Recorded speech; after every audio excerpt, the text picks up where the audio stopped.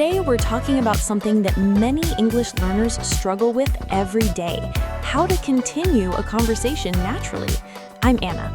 And I'm Leo. A lot of learners know how to start a conversation. They can say hello, introduce themselves, and answer simple questions. But after 2 or 3 sentences, the conversation suddenly stops and everything becomes awkward and silent. That happens to so many people. All right, let's jump into today's conversation. Hey Leo, how's your week going so far?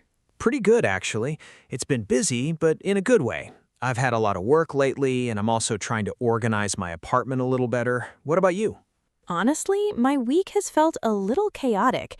I've been trying to balance work, exercise, and sleep, and somehow I still feel behind on everything.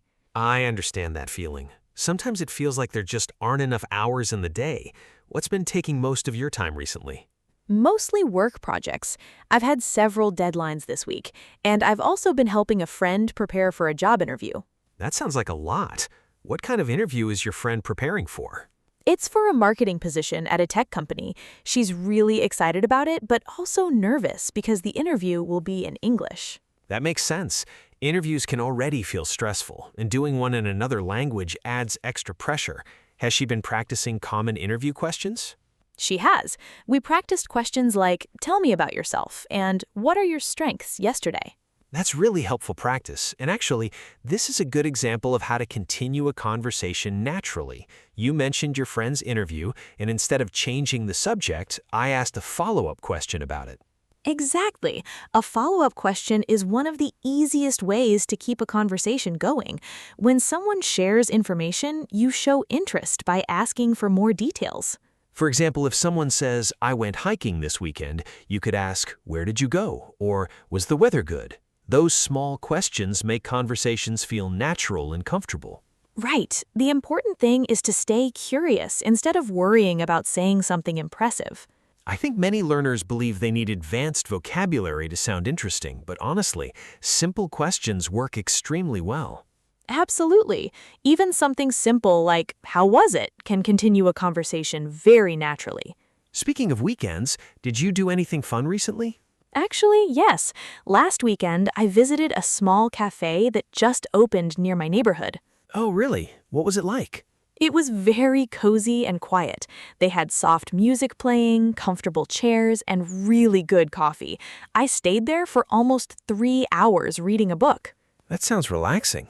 What kind of book were you reading? It was a mystery novel. I usually read fiction when I want to relax because it helps me disconnect from work. I get that. Sometimes reading feels like a small break from reality. Was the book good? Very good, actually. The story was unpredictable, so I kept wanting to read the next chapter. See, that's another important conversation technique. I didn't just say, "nice," and stop there. I continued by asking another question connected to the topic. Exactly. Native speakers often build conversations step by step. One answer creates another question, and that creates another response. And notice something else. Anna mentioned the cafe, then the book, then the story itself. Conversations naturally move from one small topic to another. That's true. You don't need to force a perfect topic. You simply listen carefully and connect to something the other person already said. A lot of learners panic during silence. But small pauses are normal in conversations. Very normal. Sometimes people take a moment to think, and that's completely okay. Actually, there are also expressions that help you sound more natural while thinking. For example, "Let me think," or "That's a good question," or "Honestly." Those expressions give you a little extra time and make the conversation feel smoother. Anna, do you think you were naturally good at conversations when you were younger? Not at all. I was actually very shy growing up. Starting conversations felt difficult for me. Really? That surprises me. Yes, especially in large groups. I often worried about saying the wrong thing. I think many people can relate to that. What helped you become more comfortable? Honestly, practice helped the most. I realized that good conversations are not about being perfect. They're about making the other person feel heard and comfortable. That's such an important point. Many people think conversations are performances, but they're really just shared moments between people. Exactly, and listening is just as important as speaking. Actually, listening carefully often gives you the next thing to say. That's right. If you truly pay attention, the conversation usually gives you new topics naturally. For example, if someone says, I've been really tired lately because I moved apartments, you could ask where they moved, whether they liked the new place, or if moving was stressful. And suddenly the conversation continues very naturally. There's another thing learners sometimes forget. Reactions matter too. Definitely. Conversations feel strange if one person only asks questions like a robot. Exactly. You also need natural reactions, like, really? That sounds exciting. I see. No way. Or, that must have been difficult. Those small responses show emotional connection and interest. Anna, what's a conversation topic you always enjoy discussing? Travel, probably. I love hearing about places people have visited. Same here. I always find travel stories interesting because every person experiences places differently. What's one memorable trip you've taken? A few years ago, I visited Japan during spring, and it was unforgettable. Oh, wow. What was your favorite part of the trip? Honestly, just walking around the neighborhoods, everything felt calm, organized, and beautiful, and the food was incredible. I've heard the food there is amazing. Did you try anything unusual? Yes, I tried several dishes I had never seen before, and at first I was nervous about ordering because the menu was mostly in Japanese. How did you handle that? Mostly with gestures and simple English, and honestly, people were very patient and kind. That's encouraging for language learners to hear. Sometimes we think communication needs to be perfect, but people usually appreciate the effort.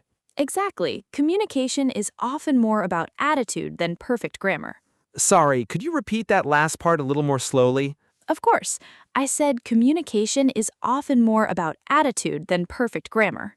Got it. That's a really useful idea to remember.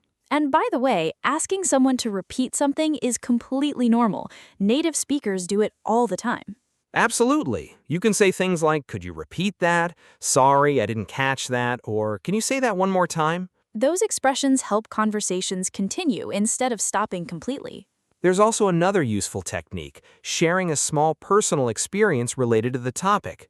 Yes, that creates balance in the conversation because both people contribute.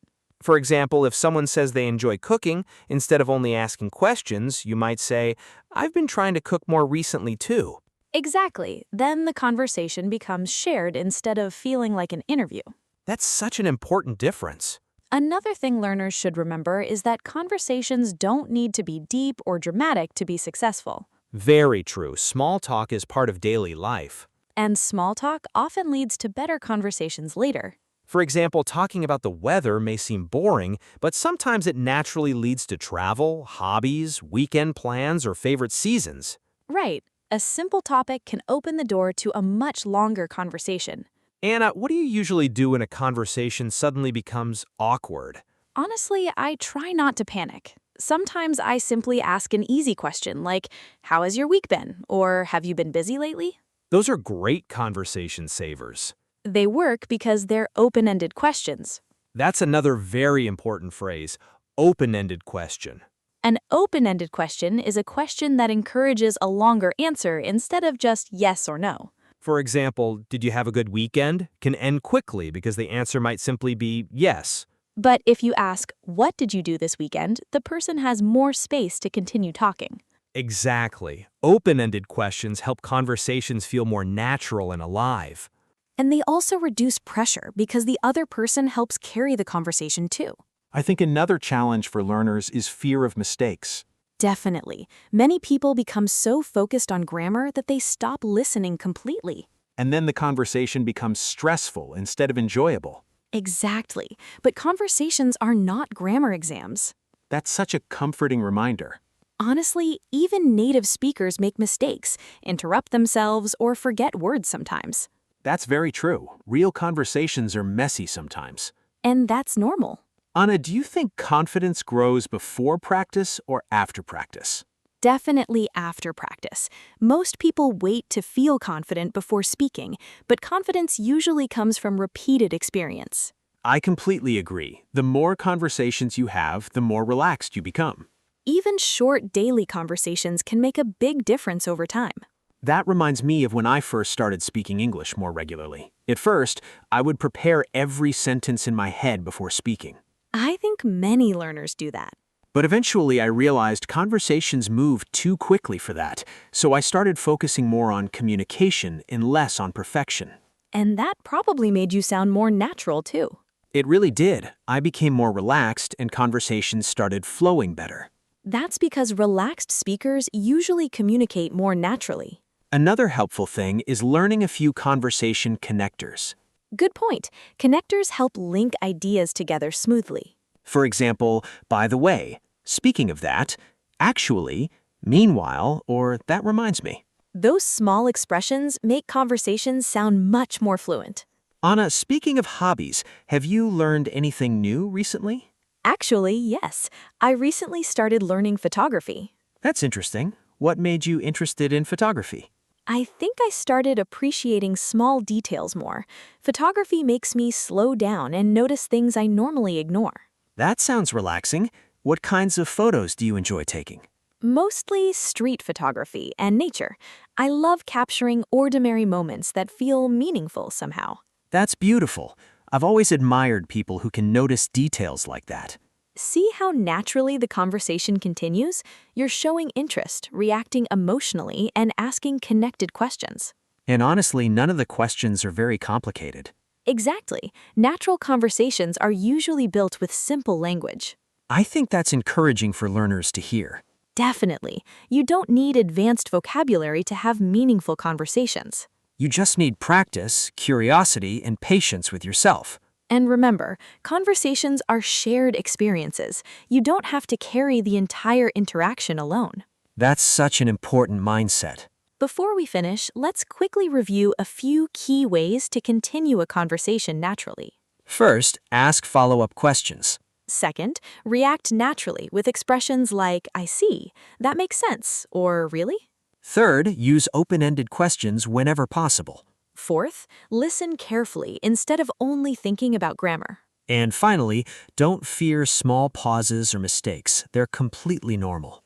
The more you practice, the easier conversations will become. And remember, every conversation is an opportunity to improve your English little by little. Thank you so much for spending time with us today. We hope this conversation helped you feel more confident about speaking naturally in English. If you enjoyed practicing with us, please like this video, subscribe to the English Talk channel, and keep practicing a little every day. Take care, keep speaking English confidently, and we'll see you again very soon.